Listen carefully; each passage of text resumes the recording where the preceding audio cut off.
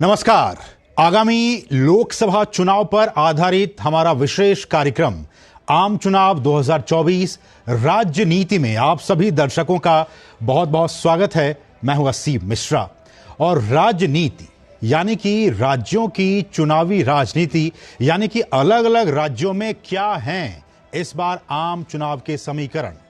तो इस विशेष कार्यक्रम में हम बात करेंगे किसी एक राज्य में चुनावी हलचल और वहां की चुनावी और राजनीतिक स्थिति की।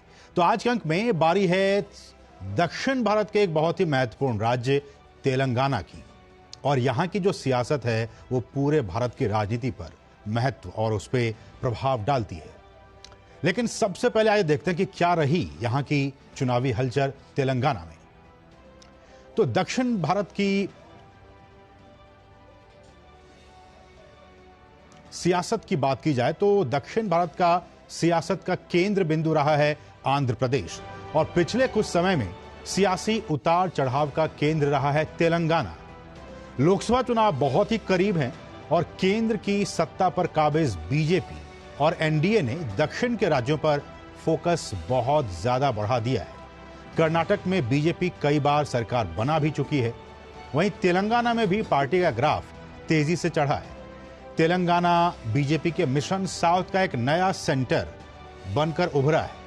पार्टी तेलंगाना की सियासत में अपनी जमीन बनाने के लिए नई रणनीति पर बढ़ती हुई नजर आ रही है।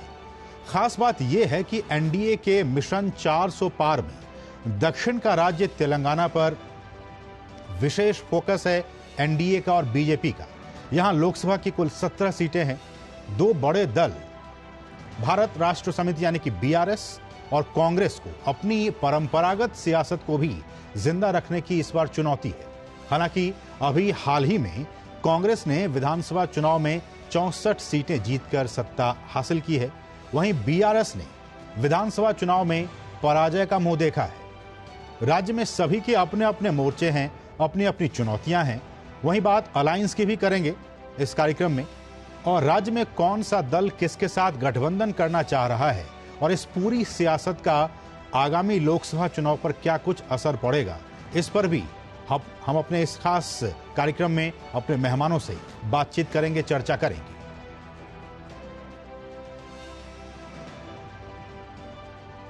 आज तेलंगाना, वहां की सियासत, वहां की राजनीति और इस बार के 2024 के लोकसभा चुनाव में तेलंगाना की जो सियासत है, वहां की जो राजनीति है, वो कितना प्रभाव डाल पाएगी 2024 के लोकसभा चुनाव पर, इस पर चर्चा करेंगे। लेकिन अगर पॉपुलेशन की बात कर ली जाए, जनसंख्या की बात कर ली जाए, तो 2011 की जनगणना के मुताबिक तेलंगाना की कुल जनसंख्या वो लगभग 8.5 करोड़ है, जहां पुरुषों की कुल जनसंख्या लगभग 4 करोड़ 24 लाख है, तो वहीं महिलाओं की कुल जनसंख्या 4 करोड़ 21 लाख है। ये आप देखिए ग्राफिक्स के जरिए कुल जनसंख्या 3.5 करोड़ और उसमें पुरुष 1 करोड़ 76 लाख और महिला 1 करोड़ 73 लाख। ये 2011 की जनगणना के मुताबिक हम आपको बता रहे हैं कि तेलंगाना की जनसंख्या वहां पे कितनी है। तो उसमें आप देख सकते हैं कि पुरुष और महिलाओं में बहुत ज्यादा का अंतर नहीं है, कमोबेश एक समान जनसंख्या वहां पे महिलाओं की, पुरुषों की। साक्षरता दर की बात की जाए, लिटरेसी रेट की बात कर दी जाए, तो राष्ट्रीय औसत जो है लिटरेसी का पूरे भारत में वो लगभग 73% के आसपास है। लेकिन तेलंगाना का जो औसत है वो 66.5% के आसपास लिटरेसी रेट है, और इसमें भी पुरुषों की बात की जाए तो वो ज्यादा पढ़े लिखे हैं। 74% पुरुष जो हैं उससे ज्यादा वो वहाँ साक्षरता दर है पुरुषों की, और महिलाओं की जो साक्षरता दर है वो लगभग 58% के आसपास साक्षरता दर है महिलाओं की। लोकसभा चुनाव की बात की जाए तो तेलंगाना लोकसभा चुनाव की बात की जाए तो कुल मतदाता यहाँ पे 3 करोड़ 30 लाख के मतदाता हैं, और इसमें अगर पुरुषों की बात की जाए तो लगभग 1 करोड़ 64 लाख पुरुष मतदाता हैं, और वहीं पे महिला मतदाताओं की संख्या आप देखिए यहाँ पे ज्यादा है। महिलाओं की जो तादाद है वो 1 करोड़ 65 लाख के आसपास है। तो कुल मतदाताओं में से जो महिला मतदाता हैं वो पुरुष मतदाता से ज्यादा हैं। ये तेलंगाना का स्थिति है वहां पे मतदाताओं की। और जो मुख्य राजनीतिक पार्टियां वो कौन कौन सी, आप देखिए बीआरएस भारत राष्ट्र समिति, जिसका नाम पहले टीआरएस हुआ करता था, अब उसका नाम बीआरएस हो गया है। उसके बाद बीजेपी, कांग्रेस, असदुद्दीन ओवैसी की पार्टी एआईएमआईएम और चंद्रबाबू नायडू की पार्टी तेलुगु देशम पार्टी। तो ये कुछ 5 पार्टियां हैं जो कि चुनावी मैदान में हम देख सकते हैं कि ये डटे हुए हैं। हमारे साथ इस पूरे मुद्दे पर, इस पूरी चर्चा में बातचीत करने के लिए, हिस्सा लेने के लिए 2 बहुत ही खास मेहमान इस वक्त हमारे साथ, और इस वक्त हमारे साथ एक खास मेहमान जुड़ चुके हैं। हमारे साथ आर राजगोपालन जी हैं। सर, आपका बहुत बहुत स्वागत है। Thank you. और राजगोपालन सर, आपसे बेहतर मुझे लगता है कि दक्षिण भारत की राजनीति को और कोई बेहतर तरीके से नहीं समझ सकता है। Thank you. सर, मेरा बहुत ही सटीक और डायरेक्ट सवाल आपसे ये कि पॉलिटिकल एटमॉस्फेयर जो दक्षिण भारत का है, उसको डिकोड करने की चाबी इस बार किसके हाथों में आप देख रहे हैं? क्या वो बीजेपी है? नरेंद्र मोदी साहब का साथ। नरेंद्र मोदी। क्योंकि मैं वसीम साहब ये बोलना चाहता हूँ, जुलाई 2022 में एक हैदराबाद में एक बीजेपी का देशीय कार्यकारिणी काम committee, national general council meeting हुआ था। उसमें look south policy, Telangana first, Tamil Nadu next करके घोषणा की थी। इसीलिए तेलंगाना में लगभग बीजेपी ने सत्ता में हासिल कर दिया है, लेकिन आखिर मोमेंट पर बीजेपी का जो संजय बंडी करके नेतृत्व में कर रहा था, उसको बदल दिया है। अभी जी कृष्ण रेड्डी का उसमें कुछ फिसल गया, नहीं तो सत्ता में बीजेपी जरूर आने वाली थी। लेकिन बीजेपी का दबदबाव 2024 चुनाव में बहुत होगा। लोकसभा चुनाव में कांग्रेस 6 महीने के अंदर अंदर बहुत बदनाम हो गया है। तो जो टैक्सेस इंक्रीज कर दिया है, आम जनता कांग्रेस से खुशी नहीं है। इसीलिए मुझे लगता है एआईएम में भी स्प्लिट होने वाले हैं। एआईएम कांग्रेस के पास भी है, केसीआर बीआरएस भारतीय राष्ट्रीय समिति के पास भी है, लेकिन दोनों तेलुगु का, आंध्रा प्लस तेलंगाना, दोनों तेलुगु स्पीकिंग एरिया है। आपने कहा था 17 सीट, मुझे लगता है कांग्रेस इस बार तीसरा स्थान में आ जाएगी। बीआरएस बीजेपी का गठबंधन तो संभावना नहीं है, क्योंकि शराब घोटाले में कविता ने फंस गई है। अरविंद केजरीवाल को 100 करोड़ रुपया ट्रांसफर हुआ करके, लेकिन चुनाव टाइम पर एनफोर्समेंट डायरेक्टरेट ने कविता को पीछे नहीं पड़ा है। इसमें कुछ तो हेल्प किया था बीजेपी ने बीआरएस का। बीआरएस इतना दबदबा में आने का कारण, अभी बीआरएस तेलंगाना जो तेलुगु देशम पार्टी, दोनों को बीच में अंडरस्टैंडिंग होने का उम्मीद है। मुझे लगता है आंध्रा में जो भी परिक्रमा आने वाले हैं, आंध्रा में असेंबली इलेक्शन भी चलने वाली है। आंध्रा में गठबंधन किसके साथ होगा, सेम थिंग तेलंगाना में भी होगा। राजगोपालन सर, मेरा आप ही के बातों को आगे बढ़ाते हुए मैं ये जानना चाहता हूं कि जैसे कि प्रधानमंत्री ने कहा कि 370 और एनडीए 400 पार का लक्ष्य उन्होंने रखा है इस बार के लोकसभा चुनाव में, और हम जानते हैं कि दक्षिण भारत में कुल लोकसभा की 130 सीटें हैं।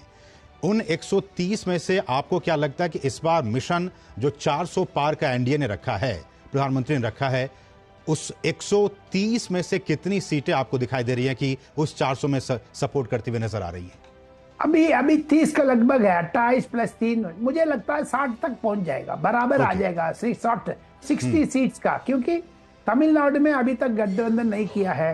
आंध्रा में भी किसके साथ है पता नहीं है, वाईएसआर के साथ है, तेलुगु देशम के साथ है, पता नहीं है। लेकिन टीडीपी तो चाह रही है कि सर बीजेपी के साथ आए, एनडीए के साथ आए। लेकिन तेलंगाना में जो उसका असर इतना नहीं है तेलुगु देशम का। कांग्रेस, बीजेपी, बीआरएस, ये तीनों को त्रिकोणा कंपटीशन होगी, लगभग कंपटीशन उसी को 3 बीच में होगा। इन नटशेल बराबर देखने में मुझे लगता है बीजेपी इस बार कम से कम 5 से 6 सीट निकल जाएगी, 6 सीट्स आउट ऑफ 17। बाकी बीआरएस, कांग्रेस तो तीसरा स्थान में पहुंच जाएगा। उसका एक मूल कारण है, कर्नाटका में जो डिप्टी चीफ मिनिस्टर है डीके शिवकुमार, उन्होंने सोनिया गांधी, राहुल गांधी, प्रियंका गांधी से ये वायदा किया है हम तेलंगाना में सरकार बना देंगे, बना दिया उन्होंने, लेकिन अभी आंध्रा में बना दूंगा करके, क्योंकि तेलुगु कर्नाटका के संबंध बहुत नजदीक है। बिल्कुल बिल्कुल। तो इसीलिए DK शिव कुमार का दबदबा भी है। उसमें किसको हाथ बढ़ेगा, किसको हाथ कटेगा, वेट एंड वॉच गेम है। आने वाले 10 दिन के अंदर अंदर बीजेपी अपना रणनीति तैयार करेगी। लेकिन परसों, जो आने जाने वाले परसों में बीजेपी नेशनल एग्जीक्यूटिव में नरेंद्र मोदी साहब ने निर्मला सीतारामन को पॉलिटिकल रेजोल्यूशन भाषण देने टाइम पर नरेंद्र मोदी ने माइक पकड़ करके ये बोला था, 17,000 लोगों को बीच में निर्मला सीतारामन जी आप तमिल तेलुगु में बोलिए, हिंदी में नहीं बोलना। लाइक दैट, यू नो, क्षेत्रीय भाषा का इंपॉर्टेंस दिया है नरेंद्र मोदी ने। सो निर्मला सीतारामन 2 तमिल औरत है, तमिलनाडु का है, लेकिन वो तेलंगाना में, आंध्रा में उसकी दबदबा बहुत है। तो बहुत साल से पढ़ाई की थी उधर। और ये भी राजगोपाल सर, ये भी हमें समझना होगा, जिस बात का जिक्र कर रहे हैं कि जो रीजनल पार्टीज हैं वहां के, उनसे भी बीजेपी किस तरह से मुकाबले में है, और उनको डिफीट करके भी हम, जैसा कि आप कह रहे हैं कि टीडीपी के साथ में कुछ प्रॉब्लम है, बीआरएस टीआरएस तो मुख्य विपक्षी पार्टी है, ये मुख्य प्रतिद्वंदी पार्टी है। ऐसे में जो चुनावी गणित है वो भी बहुत वहां पे दिलचस्प है। किस तरह से प्री पोल या फिर पोस्ट पोल देखना काफी दिलचस्प होगा। हम सर आपके पास आ रहे हैं, लेकिन उससे पहले कुछ हम और जानकारी अपने दर्शकों को दे दें ग्राफिक्स के जरिए कि तेलंगाना में अगर लोकसभा की सीट की बात की जाए तो कुल 17 लोकसभा सीटें आती हैं। आप देखिए इस ग्राफिक्स के जरिए, तेलंगाना लोकसभा चुनाव 17 सीटें हैं। इसमें सामान्य वर्ग के लिए 12 सीटें हैं, आरक्षित जो सीटें हैं एससी के लिए उसमें 3 सीटें हैं, यानी कि 12 3 15, और एसटी वर्ग के लोगों के लिए 2 सीटें आरक्षित हैं। तो इस तरह से सामान्य 12 सीटें हैं उसके लिए, 3 एससी के लिए और एसटी के लिए 2। इस तरह से कुल सीट लोकसभा चुनाव की बात की जाए तेलंगाना में तो कुल 17 सीटें हैं। तो ये लगातार हम आपको ग्राफिक्स बता रहे हैं। और विधानसभा की बात की जाए, ये तो हमने आपको बताया लोकसभा की, अब विधानसभा की बात की जाए तो यहाँ पे कुल 119 सीटें हैं, और इन 119 में से सामान्य के लिए 88 सीटें हैं, और यहाँ भी आरक्षित जो एससी सीट है वो 19 सीट है, और एसटी समुदाय के लोगों के लिए 12 सीटें आरक्षित हैं। तो इस तरह से कुल हिसाब 119 सीटों का हो जाता है। लोकसभा की 17 सीटें और विधानसभा की 119 सीटें। और एक बार फिर से पार्टियों का आप देखिए, 2019 के जो चुनावी नतीजे आए थे ये भी काफ़ी दिलचस्प हैं। 2019 के चुनावी नतीजे और उसके बाद इस साल 2024 का लोकसभा चुनाव, आप देखिए कि पिछले लोकसभा चुनाव में क्या कुछ स्थिति थी। बीआरएस सबसे बड़ी पार्टी बनकर उभरी थी, 9 सीटें लोकसभा की कुल सीटें आई थी बीआरएस के खाते में। दूसरी नंबर की पार्टी कांग्रेस को हटाकर दूसरी नंबर की पार्टी भारतीय जनता पार्टी बन गई थी 2019 की, यानी कि पिछले लोकसभा चुनाव में बीजेपी दूसरे नंबर की पार्टी थी। कांग्रेस 3 सीटें लेकर तीसरे नंबर पर थी, और असदुद्दीन ओवैसी की पार्टी एआईएमआईएम 1 सीट लेकर चौथे पोजीशन पर थी, और टीडीपी के खाते में कुछ भी नहीं गया था। तो ये पिछले लोकसभा चुनाव की बात। और अगर पिछले लोकसभा चुनाव में परसेंटेज की बात कर ली जाए, वोट परसेंटेज की बात कर ली जाए, तो आप देखिए बीआरएस के पास हालांकि सीट भी सबसे ज्यादा आई थी, वोट परसेंटेज भी सबसे ज्यादा, लगभग 42% के आसपास वोट शेयर बीआरएस के खाते में। बीजेपी लगभग 19.65, यानी कि 20% आप कह सकते हैं सीट वोट शेयरिंग बीजेपी के खाते में।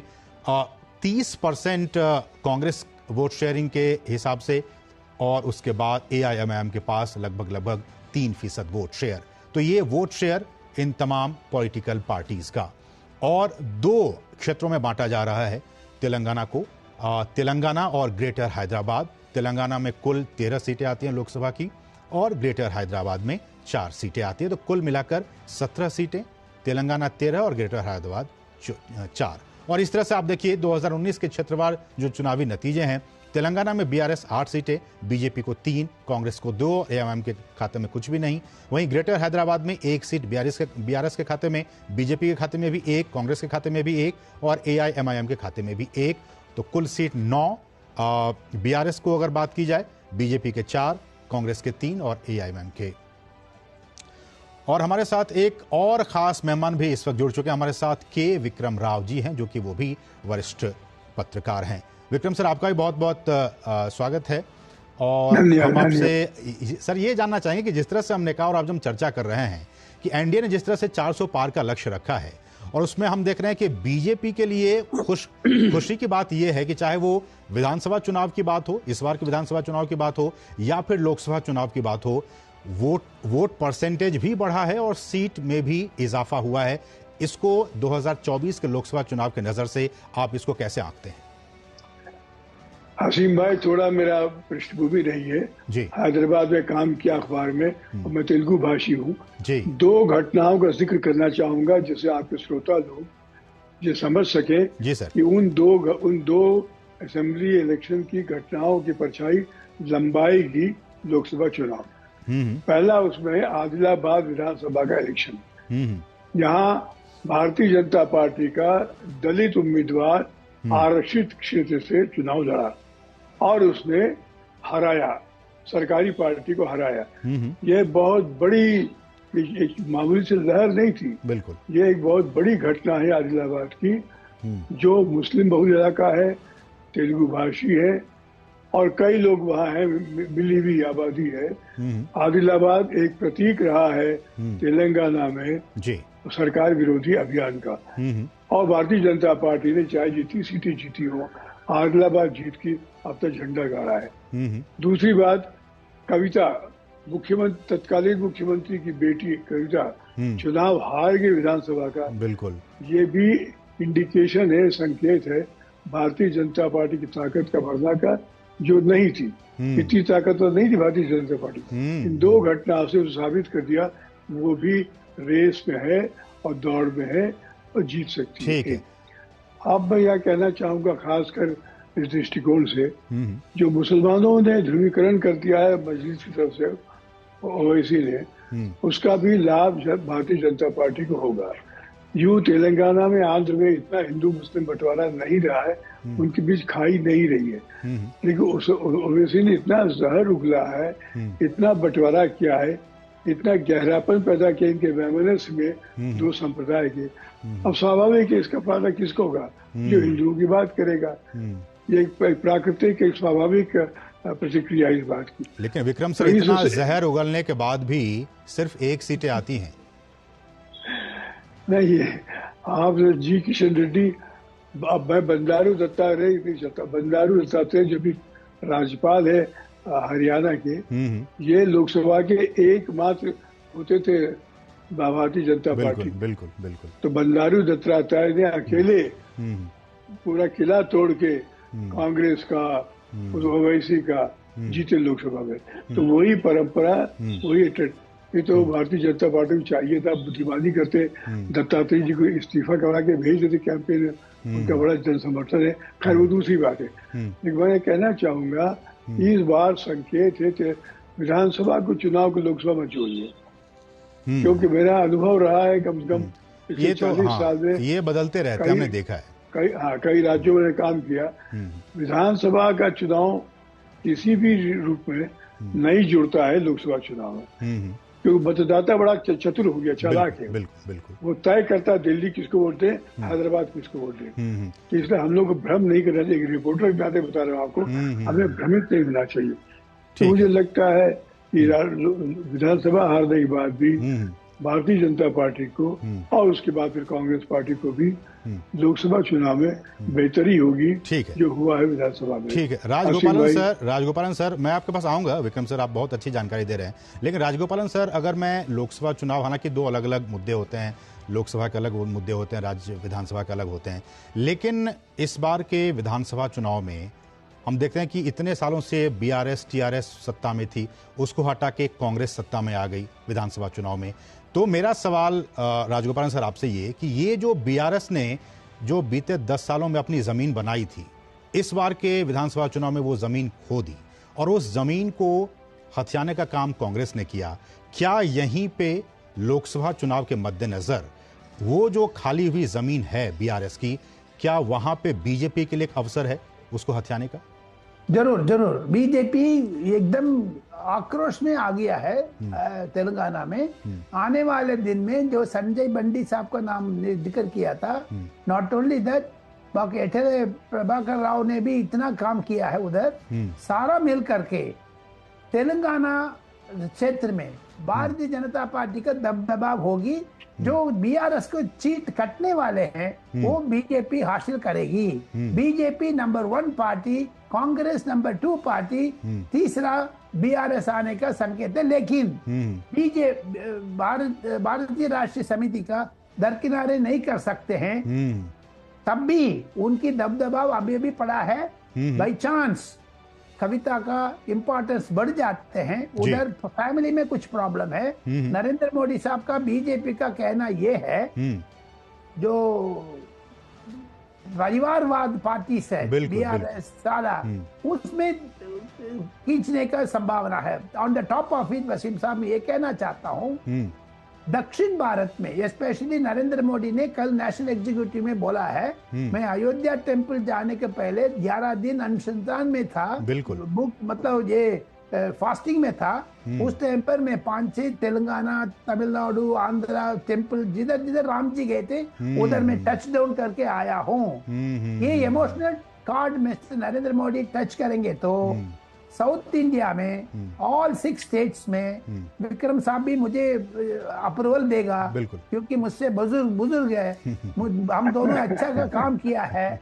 तब भी विक्रम साहब का अनुभव से मैं कह रहा है नरेंद्र मोदी का 3 से 4% वोट अलग है बीजेपी से। ठीक है गोपालन सर, समय की कमी है, एक बहुत ही संक्षिप्त टिप्पणी मैं विक्रम सर लेना। विक्रम सर, हम जानते हैं कि बीजेपी की कोशिश ये रहती है, चाहे किसी भी राज्य की बात कर लें, अगर जहां तक जिस राज्य में वो अभी तक नहीं गया है, अगर वहां थोड़ी सी भी उसे जमीन मिल जाती है, कुछ सीटें भी आ जाती है, तो वो बहुत जोर लगा देती है। और उसका एग्जाम्पल हमने बंगाल में देखा है कि कहां बहुत कम सीटें थी और बहुत आगे तक हम बढ़ गए। क्या आपको लगता है कि कर्नाटक या फिर तेलंगाना में वही स्थिति होगी? हसीम भाई बहुत सही उदाहरण दिया आपने बंगाल का, हैदराबाद का।